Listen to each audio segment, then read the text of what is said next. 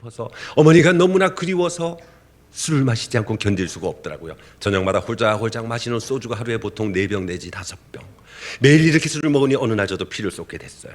군대 의무대 입원을 했고 여러 날 동안 치료받다가 우연히 천장을 딱 쳐다봤더니 세상 살아가는 게 아무런 의미가 없어요. 그렇게 사랑하던 내 어머니 먼저 저 세상 보내고 무슨 미련이 있다고 살아남겠는가. 빨리 죽어서 어머니를 만나자 싶은 거예요. 죽기로 결심을 했어요. 근데 죽는 것도 용기가 필요하더라고요. 겁이 나서 맨정신에 죽을 수가 없어요. 술을 잔뜩 마시고 큰 길가에 앉아서 한참을 기다리다가 때마침 맞은편에서 오는 큰 트럭을 보고 냅다 뛰어들었는데 술을 너무 많이 먹어서 이제 출발이 좀 늦었나 봐요. 트럭은 급브레이크 밟고 서게 됐고 저는 그날 차에 치지도 못하고 트럭 아저씨한테 죽는 것보다 더 많이 맞았어요. 그리고 부대로 돌아와서 생각을 바꿔요. 아니야, 죽어도 곱게 죽어야 돼. 차에 치여서 머리통 부서지고 팔다리 잘라지고 이러면 어쩌면 어머니가 나를 몰라볼지 몰라. 아니, 알아보신다 해도 정말 슬퍼하실 거야. 곱게 죽어야 돼 해서 약을 사 모으기 시작해요. 수면제, 신경안정제, 감기약, 기침약 잔뜩 사다가 한꺼번에 입안에 털어놓고 삼키기 시작하죠. 목구멍으로 약은 막 넘어가는데 갑자기 막내 여동생이 떠올라요. 어머니 돌아가실 때 15살이었던 우리 막내, 만약에 나까지 죽는다면 얘가 얼마나 더 슬퍼할까 생각을 하니 도저히 죽을 수가 없더라고요. 그래, 죽는 거는 아무 때나 죽을 수 있어. 우리 동생 20살 될 때까지만 죽는 거 참자. 그리고 남아있던 약은 다 뱉어내고 자살을 포기하죠. 그리고는 세월이 지나서 군대를 드디어 제대하게 됐고 코롱에 들어가게 됐어요. 코롱에 들어갔더니 4주간 연수훈련을 받는 게 있더라고요. 여러 날 동안 연수를 받다가 어느 날 피곤해서 몸을 벽에 기대고 잠깐 쉬고 있었는데 분명히 제 어머니는 돌아가셨는데 앞에서 어머니가 걸어 들어오시는 게 보이는 거예요. 깜짝 놀라서 몸을 일으키면서 엄마?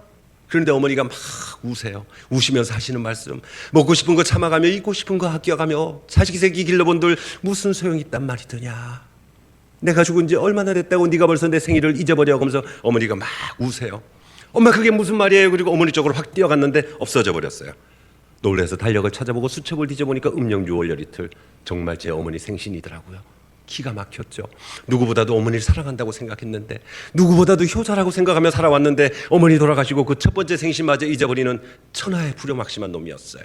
원래 믿지 않는 사람들은 사람 죽으면 돌아오는 첫 번째 생신 해드리는 법이더라고요. 회사 연수금 먹고 다 제끼고 밖으로 나갔어요. 음식점에 가서 숟가락을 밥공기에 거꾸로 꽂아두고 젓가락을 반찬 위에 여기저기 옮기고 다녔더니 음식점 주인이 장사 안 돼 죽겠는데 재수없게 미친놈 들어왔다고 막 화를 내는 거예요.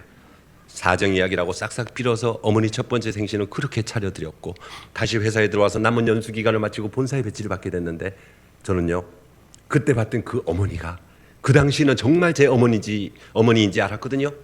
아니요, 제 어머니가 아니었고 제가 최초로 본 귀신이었던 거예요. 사탄 마귀 귀신은 사람의 가장 약한 부분을 속이고 들어오거든요. 그때만 해도 전 어머니 얘기만 나오면 바로 눈물 쏟아내고 정신없이 슬퍼하니까 귀신들이 어머니 모습을 하고 나타나서 저를 속이려고 했었던 거죠. 제사만 봐도 확실하게 알 수가 있어요. 제가 예수님을 믿기 전에는 집에서 제사를 할 때 제사상 뒤에 돌아가신 어머니, 할아버지, 할머니, 6.25 때 끌려가다 돌아가신 외삼촌, 어릴 때 배앓이하다 죽은 제 친누나, 그리고 저하고 전혀 관계도 없는 중국의 관우 장비까지도 제사상 뒤에 와서 앉아있는 것을 제가 본 적이 있어요. 근데 예수님을 믿은 이후에 보니까 옛날에 봤던 제 조상들은 하나도 없는 거예요. 어디서 왔는지 정체도 알 수 없는 시커먼 귀신들이 제사상 뒤에 와서 앉아있더라니까요. 그제서야 저는 알게 됐죠. 그래, 우리 모두가 전부 다 속고 있는 거였구나 하는 것을 확실히 알게 됐고, 어쨌든 연수를 마치고 본사에 쭉 근무를 하다 보니까 어느 날 또다시 어머니가 궁금해졌어요. 우리 어머니 하늘나라 가서 편하게 잘 살고 계실까 확인을 하고 싶었어요. 근데 확인을 할 방법이 있어야죠. 그래, 점이나 한번 보자 해서 점을 보러 가는 거예요. 해서 전 무당집 안방에 들어가지도 못했죠. 문지방을 사이에 두고 마루에 앉았고 무당 아줌마 안방에 앉아 점을 보게 됐는데 그 아줌마 하는 첫 말, 다 알면서 뭘 물어보러 왔어? 죽은 네 엄마한테나 물어봐라. 아줌마 그게 무슨 말이에요? 네 엄마가 원이 많고 한이 많아서 하늘 날아가지 못하고 구천을 떠돌아다니다가 네 몸에 와서 붙어 계시다 이놈아. 저는 그냥 조용히 일어났어요. 재수없게 무당집 잘못 골라 들어왔네. 꼭 아프리카 토인 같은 게 퇴퇴퇴 침 3번 뱉고 나왔어요. 그리고 미아리도 가보고 정릉도 가봤는데 똑같은 대답, 제가 귀신 들렸다 그래요. 기가 막혔죠. 그래, 돈을 좀 더 쓰더라도 용한 데를 가보자 해서 물어물어서 찾아간 곳이 국무총리 공관 앞에 가면 휘파람 부는 여자가 있다 그래요. 여길 딱 찾아가서 들어갔는데 여기도 역시 똑같은 대답, 제가 귀신 들린 거 확실히 맞고 그 귀신을 받아들이지 않으면 신병에 걸려서 시름시름 앓다가 결국은 제가 죽게 되고 제가 죽은 이후에 누님이나 어린 여동생이 무당을 해야 된다 그러는 거죠. 혹을 뛰러갔다가 더 붙인 기억이 됐어요. 그날부터 수없이 많은 밤을 눈물 콧물 범벅이 되면서 고민하다가 드디어 결심을 해요. 그래, 눈 하나 여동생이 무당하는 것보다는 차라리 내가 희생을 하자 해서 드디어 내림구슬을 받아요. 이때가 1984년 음력 7월 5일. 이렇게 내림구슬을 받고 말문이 열렸어요. 귀신들이 눈에 보이기 시작했고 귀신들하고 이야기할 수 있는 이런 상태가 된 거예요. 저는 여기까지만 되면 모든 게 다 끝나는지 알았는데 이때부터 새로운 고통이 시작이 돼요. 사람을 보면 저도 모르게 말이 툭툭 튀어나와요. 정육점에 고기를 사러 갔다가 고기 자르는 주인 아저씨 이렇게 쳐다보다가 저도 모르게 한마디 하는 거예요. 야, 이 새끼야, 조심해라, 손가락 잘린다. 그랬더니 주인 아저씨가 때려 죽인다고 쫓아나와요. 회사 생활하다 어제까지 배가 날씬했던 여직원 오늘 보니까 배가 남산만해요. 고개를 털고 눈을 비비고 또 쳐다봤는데 금방이라도 아기를 낳을 것 같더라고요. 회의실로 불러서 물어봤어요. 대단히 실례의 말씀인데 혹시 임신하지 않았습니까? 이게 어디 시집도 안 간 처녀한테 물어볼 말이에요? 근데 이 여직원이 깜짝 놀라면서 뒤로 주저앉아요. 저 다음 달에 결혼해요. 임신한 거 사람들한테 말하지 말아주세요. 복도 지나가다 아무나 남자 직원 만나면 한마디 하죠. 야, 인마, 넌 열심히 일해봤자 소용없어. 곧 잘려. 또 다른 남자 직원한테 넌 빨리 회사를 그만두고 유학을 가야 출세해. 말이 막 튀어나와요. 물론 제 입에서 나오는 이 말들이 맞는지 틀리는지 저도 몰라요. 세월이 지나가 봐야 알잖아요. 하지만 맞고 안 맞고 이전에 이렇게 말을 막 하다 보면 정신병자 취급받을까 봐 입술을 꽉 깨물고 참기 시작하죠. 그리고는 다시 무당들을 찾아다녀요. 날 이렇게 만든 게 무당들이니까 이런 걸 막을 방법도 틀림없이 있을 거야 해서 정말 유명한 무당들을 찾아다녀요. 작두구슬자리에서 인간문화재가 된 김금아 씨도 찾아가봤고 일본 와세대 대학에서 초청국까지 했다는 상도동의 우국주보살도 찾아가봤고 자기 아들을 미국 하버드 대학을 졸업시켰다는 창신동의 탁보살도 찾아가보고 근데 대답은 항상 똑같아요. 방법이 없고 저도 그들과 똑같이 시가 되고 때가 되면 방울보채 흔들면서 점을 봐야 되는 직업무당을 해야 된다 그러는 거예요. 미칠 것만 같았죠. 그래, 서울에만 용한 점쟁이가 있는 건 아닐 거야 해서 팔도를 찾아다녀요. 경상도의 깔꼬리보살, 전라도의 쪽지기보살, 충청도의 멍보살. 이상한 거는 지방으로 내려갈수록 무당집 이름이 그렇게 촌스러워요. 그래도 답은 항상 똑같더라고요. 아직은 귀신들이 봐주니까 제가 그나마 직장생활을 할 수 있지만 시가 되고 때가 되면 저도 그들과 똑같이 방울부채 흔들면서 점을 봐야 되는 직업무당을 해야 된다 그래요. 미칠 것만 같았어요. 휴일만 되면, 공휴일만 되면 전국으로 유명한 무당들 찾아다녀요. 이렇게 미친놈처럼 전국을 돌아다니다가 우연히 어떤 스님 출신 법사를 만나게 되죠.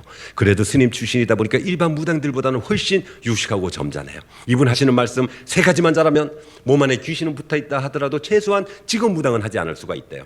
귀가 번쩍 뜨여서 무조건 따라하기로 했죠. 첫 번째, 1년에 한두 번씩 귀신들을 대우해주고 달래주는 진적구슬하고, 두 번째, 명산대천 다니면서 기도를 하고, 세 번째, 밤마다 귀신들에게 기도를 하면 된대요. 근데 이것도 만만치 않아요. 그때 당시 대기업 한 달 봉급이 27만 원일 때 신굿 한 번 하는 거는 200만 원이에요. 소머리 바치고 통돼지 올려놓고 무당들 5명, 6명 한 팀이 돼서 1박 2일 길게는 2박 3일 구슬하면 200만 원 달라고 그래요. 수단과 방법을 가리지 않고 악착같이 돈을 모아서 집에 있는 심지어는 내 새끼들 백일반지 돌반지까지 아내 몰래 훔쳐 내다가 팔아서 구슬해야만 했고, 어쨌든 10년이 넘도록 한 해도 걸리지 않고 굿은 꼭 했어요. 두 번째, 명산대천이요. 혼자 멀리 있는 산에 다니기 힘들잖아요. 회사 산악부에 가입을 하죠. 직장 동료들은 산에 가서 신나게 술 마시고 노래 부르고 놀 때 저는 배낭 속에다가 옥수그릇, 양초, 향, 과일 몇 가지 챙겨서 밤이 깊어지면 산으로 올라가요. 열심히 산항 대신 그러고 기도하다가 먼 동이터 오면 산 밑으로 내려와서 동료들과 함께 서울로 돌아오고, 이렇게 돌아다니다 보니 태백산, 월출산, 월악산, 지리산, 계룡산에 명산, 대산, 악산, 소산, 크고 작은 모든 산들 다 돌아다녔고요. 멀리 있는 산에 가지 못할 때는 서울에 있는 남산, 삼각산에 가서 촛불 밝히고 기도하다가 집에 돌아가면 밤 11시. 저녁밥 먹고 잠깐 쉬었다가 새벽 1시쯤 되면 다시 무릎을 꿇고 기도하기 시작해요. 이렇게 시작된 기도는 새벽 5시까지 계속하죠. 아침에 회사는 가야 되니까 2시간 반이라도 잠을 자야 될 거 아니에요. 건강이 나날이 나빠져요.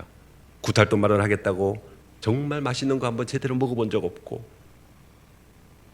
툭하면 라면 먹고 수돗물로 배를 채우기도 하고 건강이 나빠질 수밖에요. 게다가 잠은 하루에 2시간 반밖에 못 자니까 건강이 나빠지죠. 근데 제가 건강이 나빠지는 더 큰 진짜 이유는 사실은 다른 데 있는 거예요. 사탄, 마귀, 귀신이 뭐를 먹고 사는지 아세요? 사람의 영과 혼과 육을 뜯어먹고 살거든요. 그렇기 때문에 제가 구슬하면 할수록 산기도를 다니면 다닐수록 밤마다 귀신들한테 기도를 하면 할수록 그 어둠의 세력은 저의 온몸에 뼈 마디마디마다 창자나 이런 모든 내장기관에 귀신들이 자리를 잡게 되니까 건강이 나빠질 수밖에요. 무당 아줌마들 특별히 망도동 안 하거든요. 그냥 집에 앉아서 징치면서 불경만 외워도 툭 하면 코가 헐고 입술이 터지는 이유가 귀신들이, 사탄 마귀가 사람의 영혼과 육을 뜯어먹고 살기 때문에 그렇거든요. 이렇게 지금 무당이 되지 않으려고 처절하게 영적 전쟁을 하면서 살아왔던 그 십수년 세월 동안에 우리나라의 큰 무당, 나라 무당들도 많이 알게 됐지만 저는 그보다 더 중요한 사실들을 알게 됐어요. 귀신들이 가지고 있는 여러 가지 특징을 알게 된 거죠. 그 첫 번째 특징은요, 신경질이에요. 저는 무당 아줌마들이 배운 게 없고 태생이천에서 툭 하면 짜증내고 싸움하고 신경질 내는지 알았거든요. 아니에요. 우리 같은 보통 사람도 누구나 귀신 들리면 그렇게 신경질 내게 되는 거예요. 그러니까 여기 앉아 계신 여러분들 중에서 평소에 신경질 잘 내는 분 있으시면 특별히 조심하시기 바랍니다. 옆 사람 얼굴 쳐다보시지 마시고요. 본인 스스로 판단하시기 바랍니다. 두 번째 특징, 거짓말 엄청나게 잘해요. 우리네 보통 사람은 거짓말했다 들키면 양심의 가책을 느끼잖아요. 이들은 그렇지 않아요. 거짓말했다 들켜봤자 나오는 대답은 오직 하나, 아님 말고 본인만 깨끗하면 되지 왜 화를 내고 그래? 이렇게 뻔뻔하게 나와요. 뻔뻔한 것도 귀신의 특징인가 봐요. 세 번째, 남을 비판하고 이간질을 시켜요. 무당이 적게는 4명에서 많게는 10명이 한 팀이 돼서 구슬하는데 같이 모여 앉아있을 때는 기가 막히게 서로들 칭찬하죠. 이야, 김보살 요새 영빨 기가 막히네, 기도 많이 하는가 봐. 그러고 띄워주고 칭찬하다가 이 사람이 잠깐만 자리 비면 저 여자 요새 바람난 거 알아? 어떤 놈하고 요새 사귄데 글쎄, 바로 욕을 하기 시작해요. 불안해서요, 화장실도 마음대로 못 가요. 언제 욕을 할지 모르니까. 네 번째 특징, 질투가 엄청나게 많아요. 옆집 무당이 한돈짜리 건반지 사면 자기는 한돈 반짜리 사야 돼요. 앞집 무당이 보석 반지 사면 자기는 다이아 반지 사야 돼요. 길을 걸어가다 누가 선글라스 낀 것만 봐도, 빨간 구두 신은 것만 봐도 무조건 따라 사죠.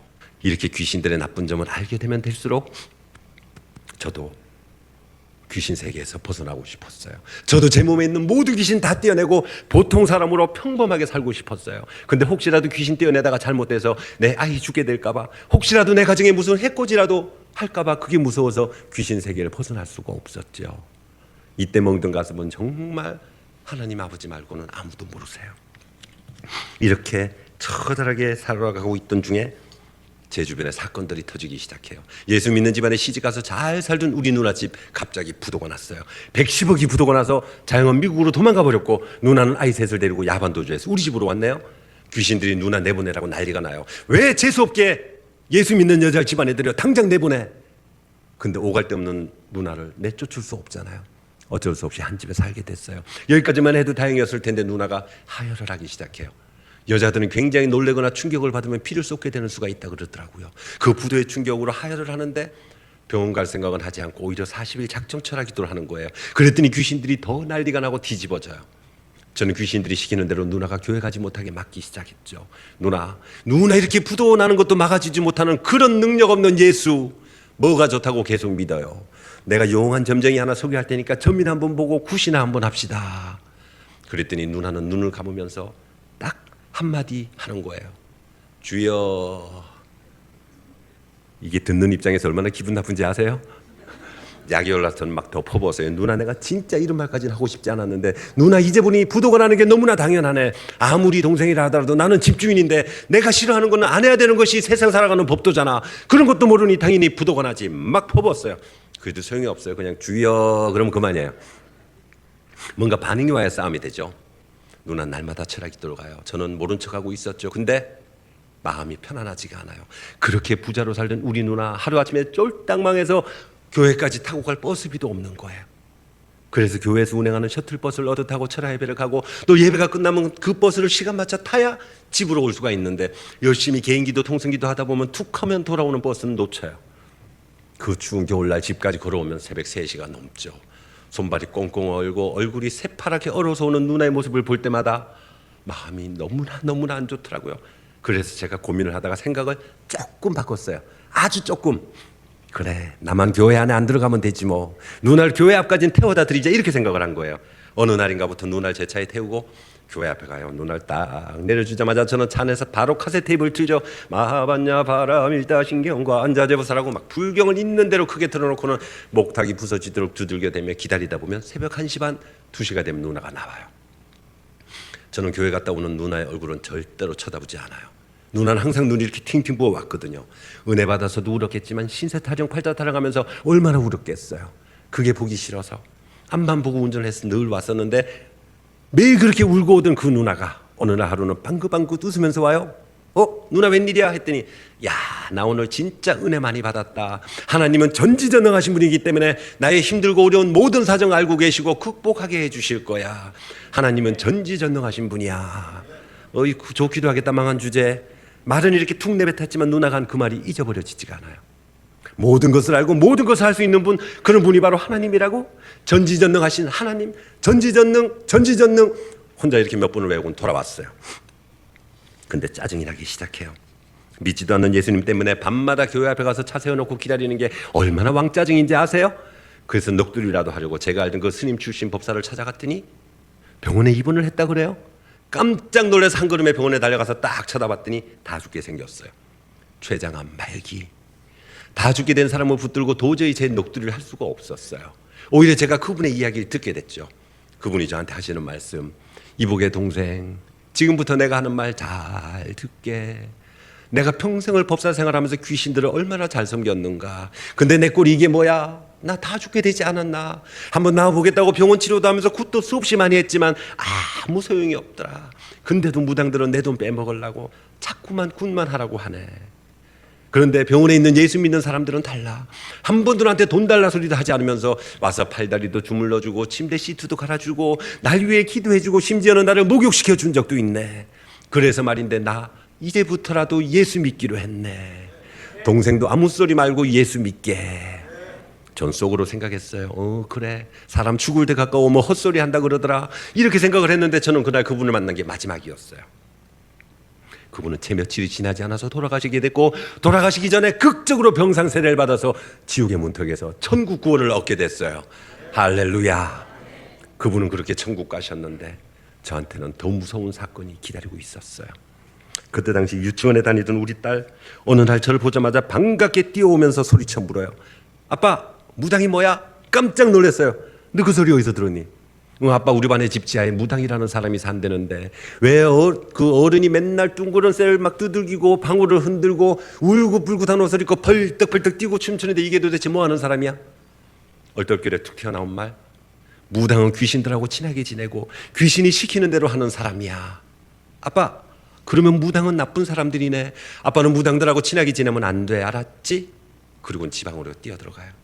그 아이의 뒤통수에다 대고 네 아빠도 무당이 될지도 모른단다. 이 말을 도저히 할 수가 없잖아요. 소리 없이 눈물이 흘러내려요. 저요, 내 아이한테 무당의 자식이라 소리 남겨주고 싶지 않았거든요. 미칠 것만 같았어요. 현관문을 열고 어린이 놀이터에 가서 앉았는데 하염없이 눈물이 쏟아져요. 얘가 학교 들어갔을 때 아빠 뭐 하시는 분이냐 그러면 우리 아빠 무당이에요, 이렇게 대답하게 만들 수는 없잖아요. 통곡이 쏟아져요. 한참 그렇게 울다가 여러 가지 생각을 해보는 거죠. 그래, 죽든지 살든지 간에 내 몸에 있는 귀신 한번 떼어내보자. 내 몸에 있는 귀신을 떼어내려면 귀신이 제일 싫어하는 예수를 믿어야 돼. 이 생각이 난 거예요. 근데 너무나 무서웠어요. 제가 만약에 귀신을 떼어내겠다고 예수님을 믿기 시작하면 귀신하고 예수님하고 막 싸울 거 아니에요. 만약에 예수님이 치면 저는 죽어요. 예수님은 절대 지시는 분이 아니죠? 왜요? 예수님은 왕이시니까요. 근데 저는 그때까지만 해도 한 번도 교회를 다녀본 적이 없었기 때문에 귀신 얘기일지 예수님 얘기일지 도무지 몰랐었거든요. 근데 다시 한번 곰곰이 생각을 해보니 잘못돼서 죽더라도 차라리 그게 낫다 싶어요. 제가 죽고 없어지면 남들이 볼 때는 아빠가 젊었을 때 병들어 죽은 나보다 이 소리는 남겨줄 망정 내 아이에게 무당의 자식이라는 소리는 남겨주지 않을 수 있잖아요. 그래, 나 예수님 한번 믿어볼까 하는데 번쩍 떠오른 생각이 있었어요. 우리 누나한테 들었던 바로 그 말. 전지전능하신 하나님, 모든 것을 알고 모든 것을 할 수 있는 분이라면 어쩌면 나를 귀신들로부터 지켜줄 수 있을지도 몰라. 그래, 나 예수님 한번 믿어볼 거야 해서 드디어 교회에 첫 발을 디뎌요. 이때가 1992년 5월 6일. 죽기를 각오하고 집에 유서를 써놓고 누나를 따라 교회 가는 거예요.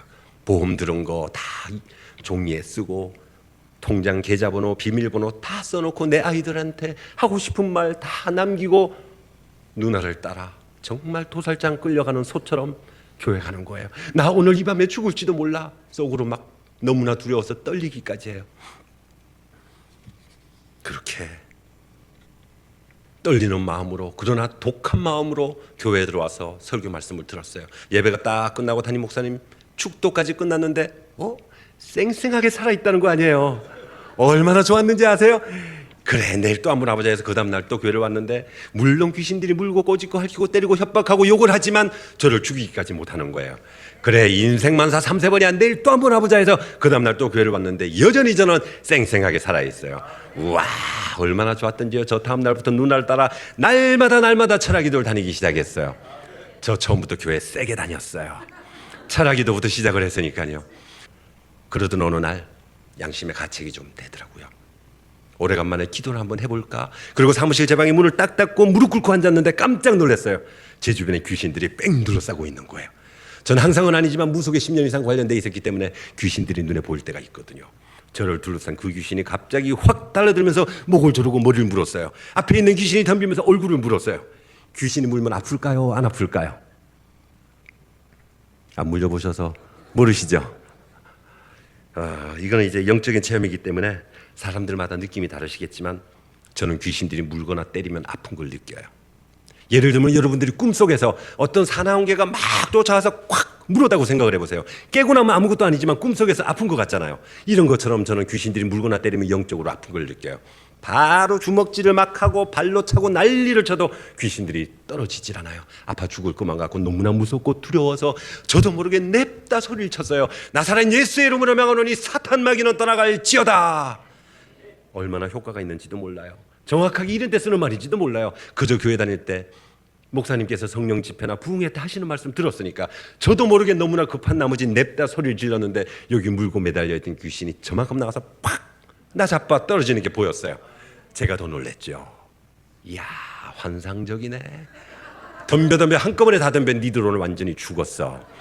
영적 전쟁을 시작해요. 예수님 이름으로 이놈 떼어내고 저놈 떼어내고 또 다른 놈 달라들면 예수님의 피로 물리치고 그렇게 하다 보니 거의 1시간 반, 2시간이 걸리는 거예요. 산으로 들로 십수년을 돌아다녔으니 제 몸에 귀신이 좀 많았겠어요? 그 많던 귀신들 전부 다 예수님 이름으로 물리치고 나니 세상이 줄 수 없는 평안을 느끼면서 뜨거운 눈물이 흘러내려요. 하나님 아버지 감사합니다. 나 같은 놈도 구해주시는군요. 만왕의 왕이시고 전지전능하신 하나님이라는 말이 진짜 맞네요. 하나님 아버지 감사합니다.